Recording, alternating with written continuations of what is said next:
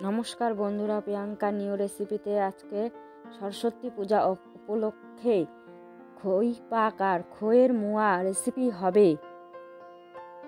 এখানে সাদা খই আর আখের গুড় নিয়ে নিয়েছি। কড়াইতে জল দিয়ে দিয়েছি। আখের গুড় ভালো করে জাল দিয়ে নিব। 10 থেকে 15 মিনিট মতন নেড়ে দিব।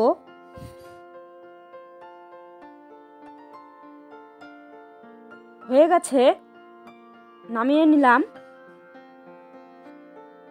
এবার এক হাতা করে এইভাবে ঘুরিয়ে ঘুরিয়ে দিয়ে দিব। এইভাবে নাড়তেই থাকবো।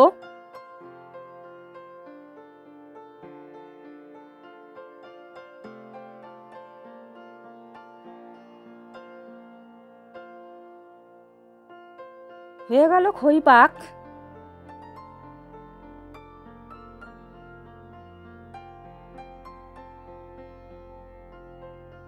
কড়াইয়ের মধ্যে আর অল্প খই দিয়ে দিব।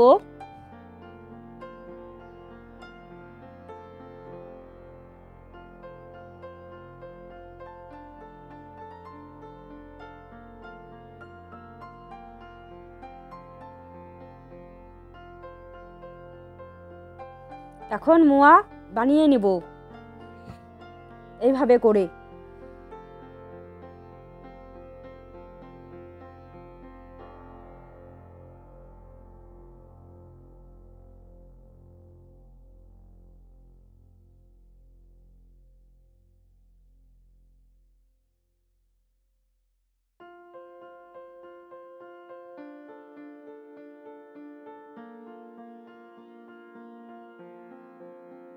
হয়ে গেল খই পাক আর মোয়া। ভালো লাগলে একটি লাইক, কমেন্ট, সাবস্ক্রাইব করবেন।